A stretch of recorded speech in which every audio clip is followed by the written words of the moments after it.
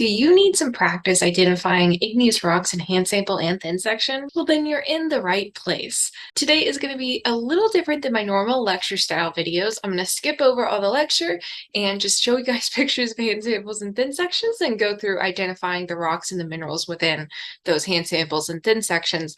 And I'll tell you a little bit about those rocks and how they form and why those minerals are incorporated in that rock. And I'll also try and share my secrets to distinguishing between similar looking rocks in both hand sample and thin section. Basically, if you've seen my classification practice metamorphic petrology video, then it's going to be exactly like that video, but with igneous rocks instead of metamorphic ones. So basalt is our first rock that we'll try and identify. Here's some pictures over here to the right that I'll talk about in a second. Basalt is fine-grained because it's extrusive or volcanic, and these terms just mean that it cools at Earth's surface rather than in Earth's interior.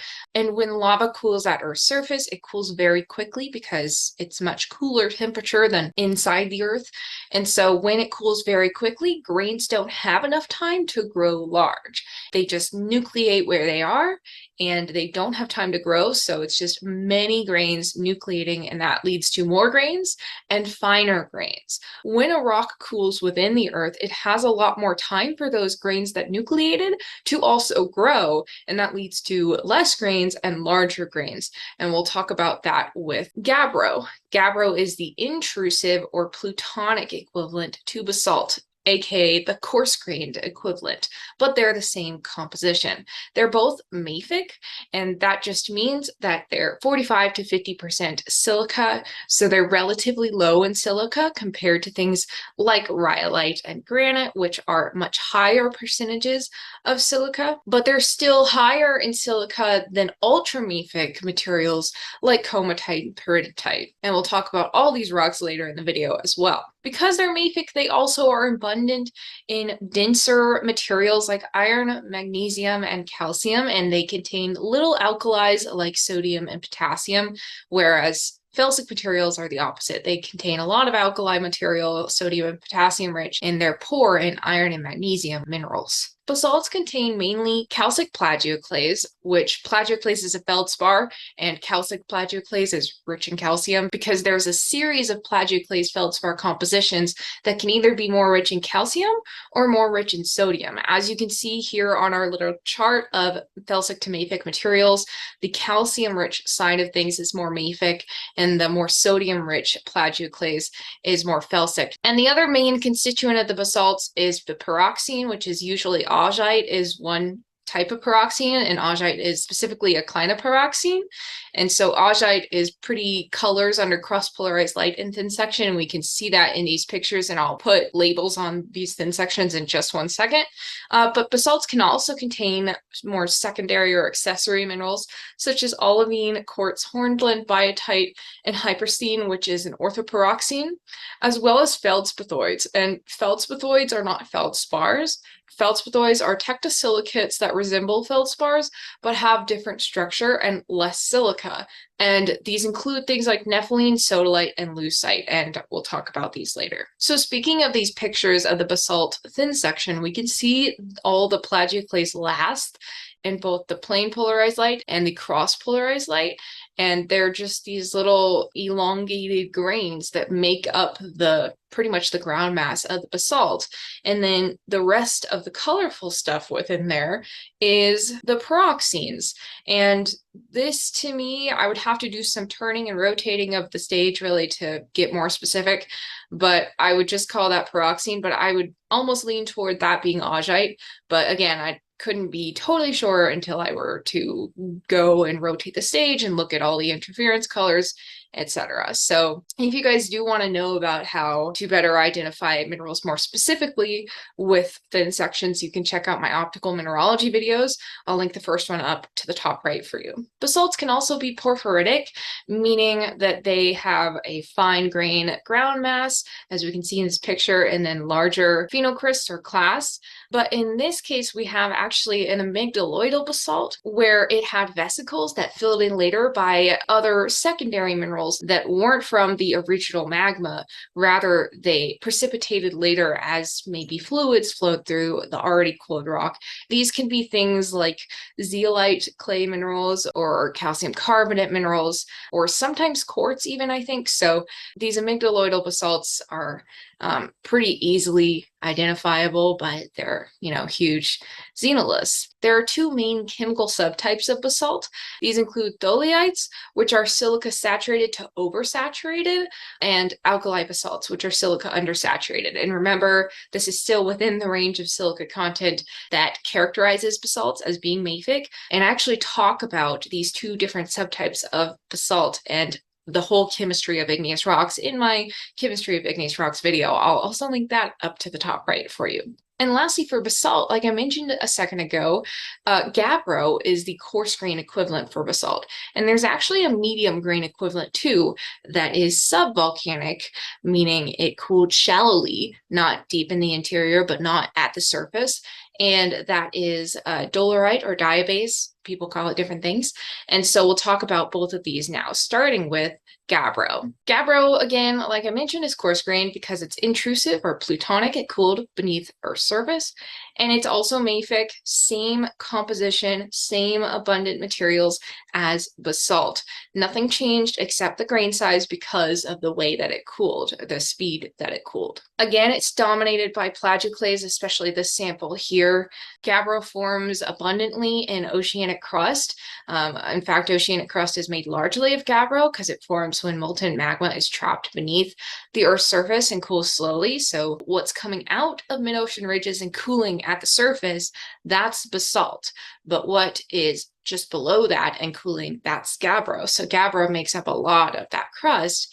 And again, if we look down here at these pictures, first, the hand sample is much coarser grained than we saw for the basalt, which makes sense because it cooled slowly. And we see some plagioclase last, and we also see a little bit of quartz here, which shouldn't be abundant in a mafic mineral like gabbro, but can happen in very small amounts. And here's another example of gabbro. And guys, these hand samples don't necessarily go with thin sections that I put with them. It's just the best indication of how I think the thin section would look in hand sample. For example, this one with a little bit of quartz might be speckly with white specks because it has more silica, whereas this one down here has more pyroxene and less silica, it looks like, and more just plagioclase and pyroxene, which would be darker, maybe a greenish tint, because some pyroxenes have greenish tint in hand sample, but are mostly just dark in color. So I kind of just try to make them look like they match. But again, hand samples are not representative of what's in the thin section for all of these pictures. Gabbros and basalts can both widely vary in composition. So the difference between these two samples is not surprising.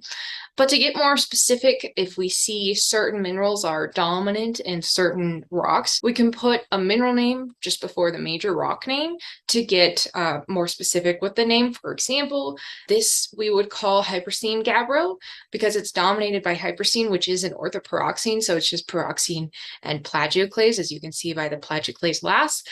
But because we can identify the major pyroxene and it seems to be hypersthene, we could call this hypersthene gabbro. But if you aren't asked to get that specific, I always say just go with gabbro, go with a single name. You don't want to get yourself in trouble if you're on a test and it turns out that is a pyroxene, but it's not hypersthene.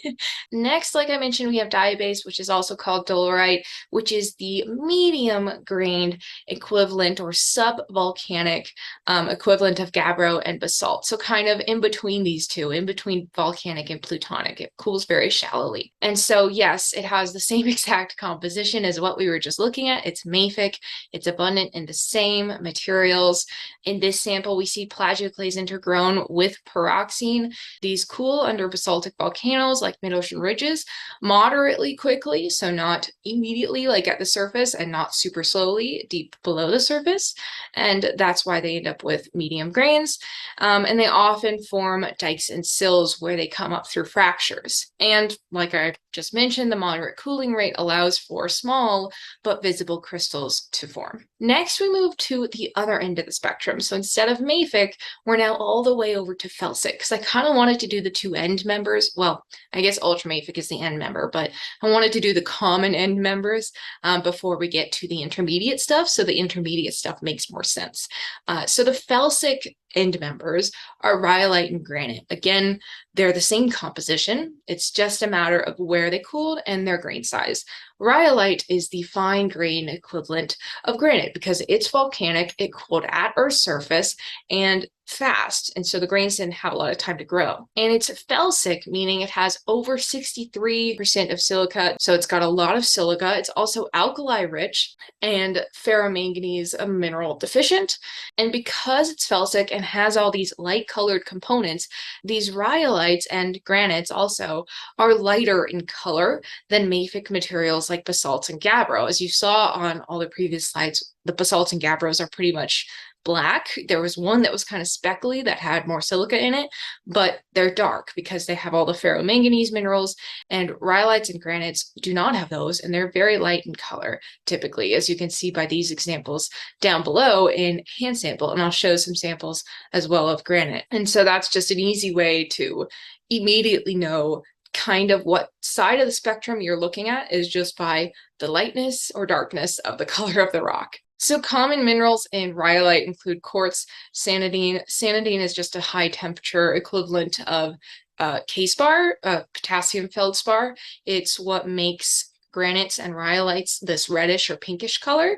Potassium feldspars can either be sanidine or microcline, which I'll show a picture of later, or something else. I think there's other potassium feldspars I'm forgetting, but that's just a potassium feldspar. And then plagioclase, again, like I mentioned earlier, is the sodium or calcium rich feldspar, and rhyolite would probably be sodium rich because it's on the more felsic side of things. Again, rhyolite cools very quickly because it cools at the surface, therefore has very fine grains, and it's sometimes banded. And sometimes rhyolites can even cool so fast, the crystals don't even have time to really form, and it just forms a big glass blob that's known as obsidian. And I'll show some obsidian later. It's not that exciting in thin section. It doesn't really look like anything because it has no grains, but it is pretty cool in a hand sample. And rhyolites also often contain larger clasts in their fine ground mass, which makes the texture called porphyritic.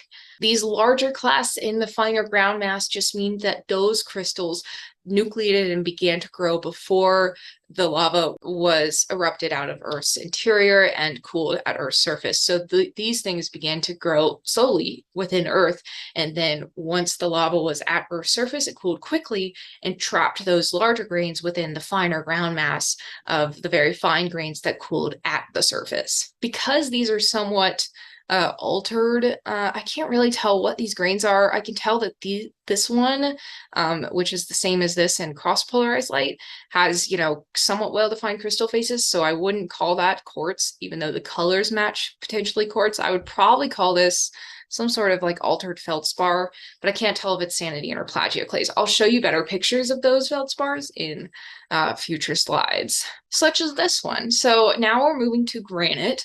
Like I mentioned, granite is the coarse-grained or intrusive or plutonic equivalent to rhyolite, and it's also felsic, and so therefore contains all the same things as rhyolite does, quartz and feldspar basically.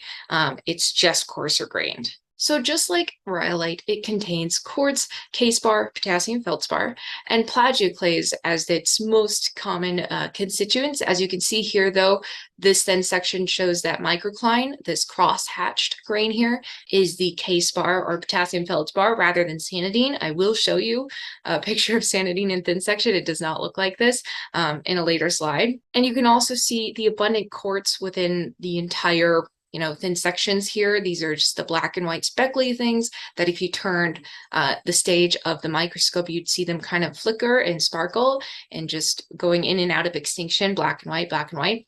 And that's just very, distinctive of quartz. And because of all this quartz, that it has to be felsic.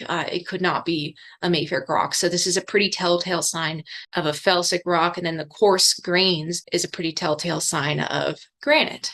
These can also contain biotite and hornblende, which I put biotite / hornblende here because I'd have to turn the stage and see these thin sections in plain polarized light to kind of identify whether this is biotite or hornblende, because they have different colors in pleochroism or rotation colors in plain polarized light.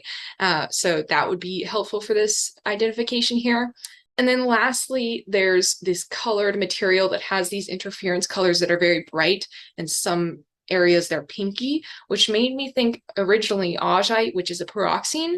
But as we can see over here on our handy dandy chart of felsic to mafic material, pyroxene would be pretty rare to see in a felsic rock like granite. So I then lean toward mica, because mica, such as muscovite, which is over here next to the biotite, could also have these bright interference colors in thin section. And if it's not that, it could also be some other amphibole, but I'd have to go and again rotate it a little bit more to check.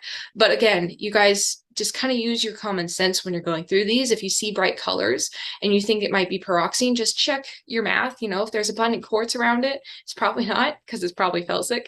And, you know, there are rare case scenarios where pyroxene could be present, I think, but, you know, it's most likely not. And as you can see in this hand sample down here, there's these light pink colored clasts, or larger grains than the surrounding grains. And these would be called phenocrysts. And these phenocrysts of K-spar, they're potassium feldspar. We know that because they're pinkish.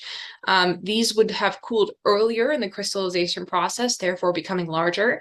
And the other minerals cooled after, growing to smaller crystals because they didn't have quite as much time as the big phenocryst did.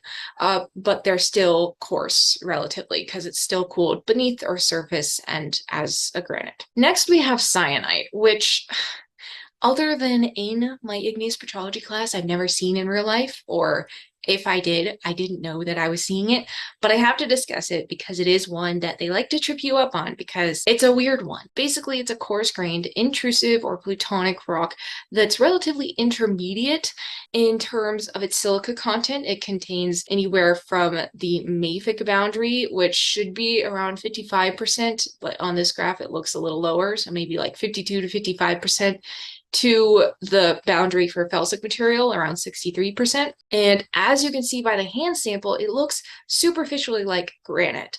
But the reason that it's intermediate and not felsic is because, yes, this looks like granite, but there's no quartz. These syenites have the same general composition as granite, but lack quartz, and that makes them have much less silica content. They instead can contain nepheline, which, for reasons that I discuss in my phase diagram video, cannot exist with quartz. And I'll link that video to the top right if you want to check it out. And so typically these have less felsic and more mafic components than granites, making them intermediate in terms of classification of silica content.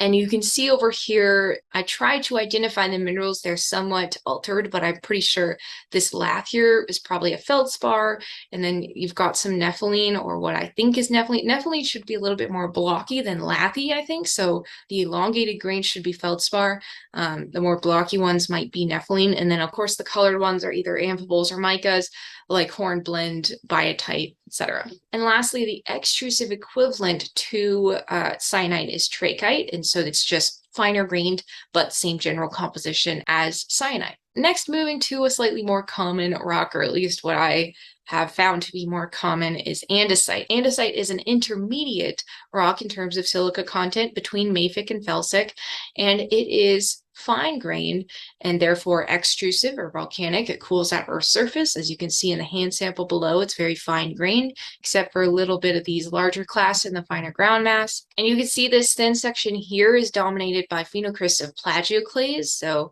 these lath phenocryst, and then hornblende you can see in the colored parts, and sparse sanidine. I think this is some sanidine here, but because it's really not the best sample of sanidine, I'm going to show you another picture just so you kind of understand what it looks like, because I don't think I have any great pictures of it. So here is a picture of a more pristine sanidine lath. So you can see it's got twinning right down the middle of it. So it's got one side that looks lighter and one side that looks darker.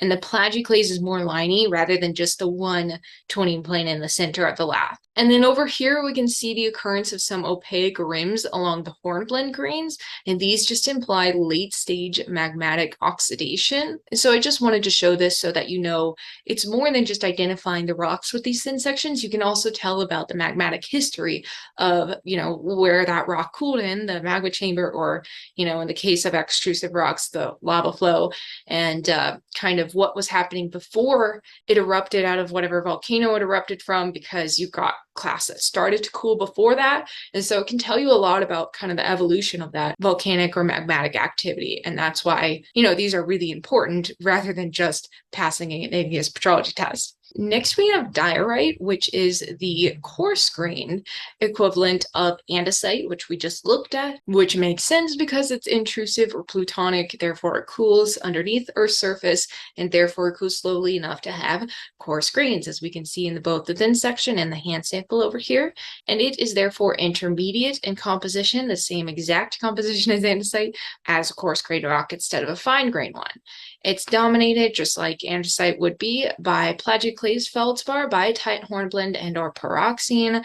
And the plagioclase is typically andesine, which is an in-between the very calcium-rich end member of plagioclase and orthite and the very sodium-rich end member augite. And so that makes sense because it is intermediate in composition from felsic to mafic, so it also contains an intermediate plagioclase. It is, however, slightly more sodium-rich than it is calcium-rich. It's kind of more on that side of the spectrum of plagioclases, and therefore can be distinguished by Gabbro because Gabbro contains a more calcium-rich one because it is mafic. But diorite is on the edge of a lot of different rock types. And so sometimes we have to be careful because, for example, the presence of quartz, depending on how much there is, could make the rock classified as quartz diorite if it's over 5% quartz, whereas it would be classified as tonalite if it's over 20% quartz, which, as you can see here, would kind of be shifting the spectrum this way toward the felsic side of this graph. And additionally, if it has orthoclase or potassium feldspar, orthoclase, these are synonyms. If it has over 10%, then it can grade into monzodiorite or granodiorite, again, shifting everything in the more felsic direction. Next, we have dacite, which is also a volcanic and intermediate rock, just like andesite, but is more felsic than andesite.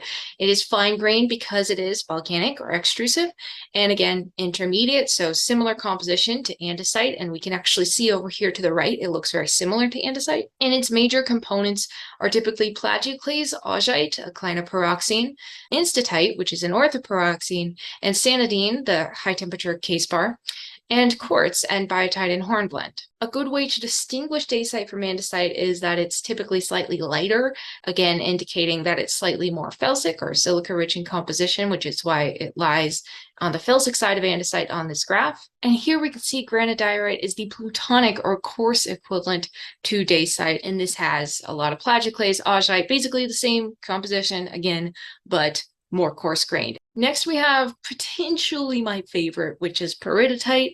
Peridotite is a coarse-grained, intrusive, or plutonic rock that cools slowly and has coarser grains. And it's ultramafic in composition, so very little silica or silica pore compared to the other things. And it's abundant in ferromagnesian minerals, very dense materials over here on the ultramafic side of things. And its volcanic equivalent or fine grain equivalent is comatite. And again, these are the same composition, but different in grain size. They contain mainly olivine and pyroxene. As we can see in this mineral here, it's pretty much a thin section cut from something like this hand sample, which is just a bunch of granular olivine, which, as you can see, is not super pretty, just kind of blocky in plain polarized light, but is beautiful in cross-polarized light. And these samples are basically samples of Earth's mantle brought from below 30 to 200 kilometers in depth. And these were more common on early Earth than they are today, especially comatites, the extrusive equivalent of these intrusive ultramafic rocks. These have basically gone extinct, but they were common or more common on early Earth because there had been less crustal differentiation than there is now.